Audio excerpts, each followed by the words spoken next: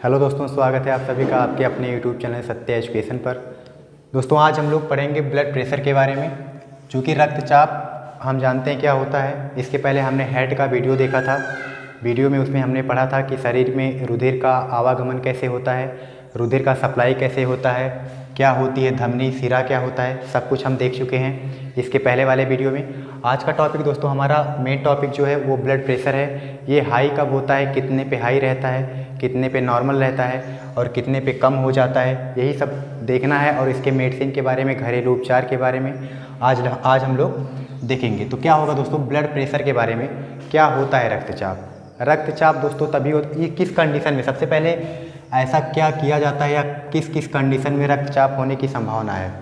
जब आप गुस्सा होते हो या झगड़ा करते हो, झगड़ा लड़ाई जब भी आपके परिवार में होता है, तब क्या होता है कि रक्तचाप आपका बढ़ जाता है, रक्तचाप आपका बढ़ जाता है। और जब वहीं पे आप कूल हो जाते हो, ठंडे रहते हो, शांत स्वभाव में रहते हो, तब क्या होता है कि तब आपका ब्लड प्रेशर जो है वो नॉर्मल रहता है या कम होता है। जब आप कूल रहोगे, अपने दिमाग को फ्री रखोगे, शांति में रहोगे, तो आपका ब्लड प्रेशर जो है वो सामान्य कंडीशन में रहता है।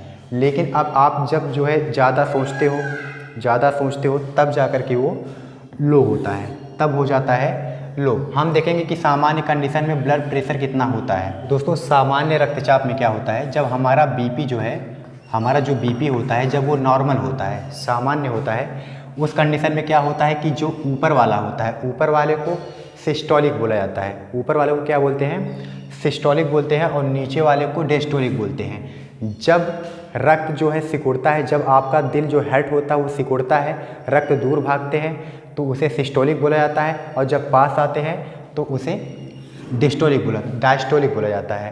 फिर इसमें क्या होता है दोस्तों, जो सिस्टोलिक होता है वो हमेशा 120 और डायस्टोलिक 80 रहने पर ये नॉर्मल कंडीशन में होते हैं, जिस कंडीशन में आपको कोई दिक्कत नहीं रहता, कोई खतरा नहीं रहता।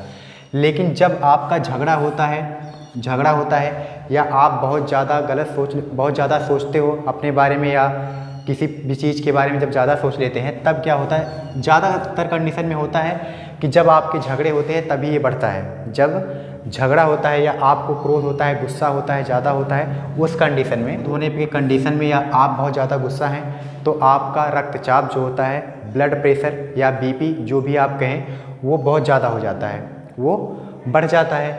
और जब वही बढ़ने में दोस्तों क्या होता है कि ऐसा नहीं है कि सिस्टोलिक बढ़ जाएगा, डिस्टोलिक घट जाएगा।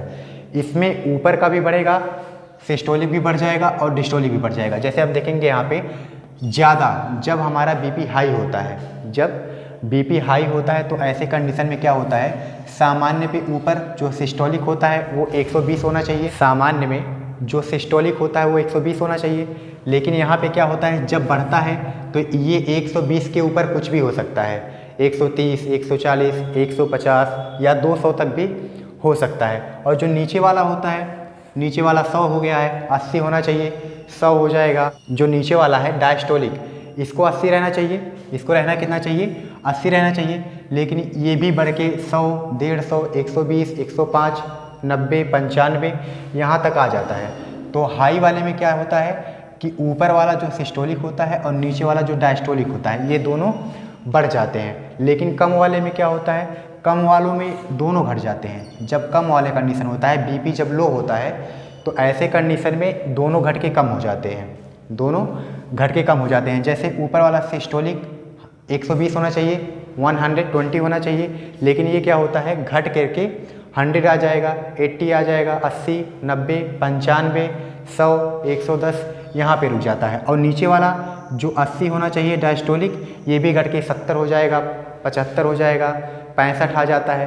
तो जब कम होता है, बीपी कम होने के कंडीशन में दोनों कम हो जाते हैं, और बीपी हाई होने के कंडीशन में दोनों हाई हो जाते हैं। सामान्य पे 120 और 80 होता है, सिस्टोलिक 120 रहेगा और जो डायस्टोलिक होता है वो 80 रहेगा।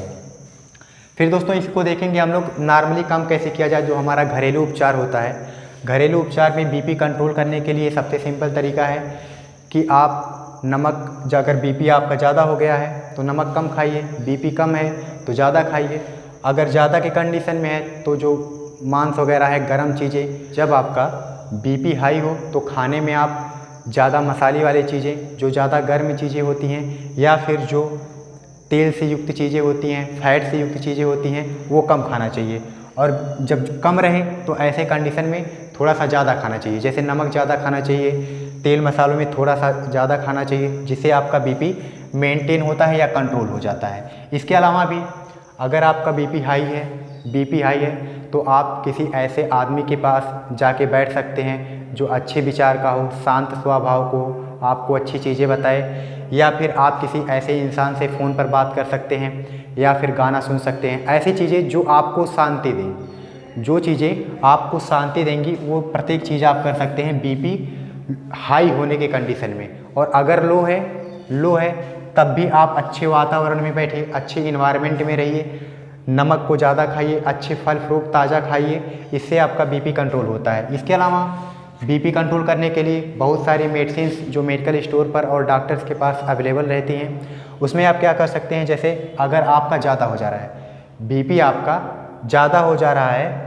तो उसके लिए बीपी मॉनिटर नाम की दवा आती है, बीपी मॉनिटर नाम की टेबलेट आती है, उसे आप यूज कर सकते हैं। इसके अलावा बहुत सारी मेडिसिन्स हैं, कुछ होता है चेकअप या दवाई के लिए होता है CCBS नाम के दवा का आप यूज कर सकते हैं। उसके बाद दोस्तों अगर कम हो जा रहा है, मान लीजिए हमारा बीपी कम हो, तो दोस्तों अगर बीपी कम है तो उसके लिए फ्लूड्रोकॉर्टिसन नाम का दवा आता है जो आप उपयोग में ले सकते हैं। इसके अलावा भी मेडिकल स्टोर पर बहुत सारी दवाइयाँ अवेलेबल है, आप अपने कम या ज़्यादा होने के हिसाब से अलग अलग दवाइयाँ यूज कर सकते हैं। तो हमने देखा दोस्तों कि अगर सामान्य रक्तचाप है तो 120 सिस्टोलिक बटे 80 डायस्टोलिक होना चाहिए। जब ये ज़्यादा होता है तो 120 से बढ़ के कुछ भी हो सकता है, और कम नीचे वाला भी सिस्टोलिक जो होता है वो 120 से बढ़ के कुछ भी हो सकता है, और ये जो डायस्टोलिक होता है ये 80 से बढ़ के कुछ भी हो सकता है। असल में जब ये कम होता है तो सिस्टोलिक जो होता है वो 120 से कम होकर, और नीचे वाला जो डायस्टोलिक होता है वो 80 से कम होकर के कुछ भी हो सकता है। तो दोस्तों ये हुआ हमारा रक्तचाप के बारे में, ये जो हमारी जानकारी थी, जिसमें हमने देखा कि रक्तचाप बढ़ने पर घटने पर कौन सी दवाइयाँ उपयोग करते हैं, और बढ़ने पर क्या होता है, घटने पर क्या होता है। Thank you so much.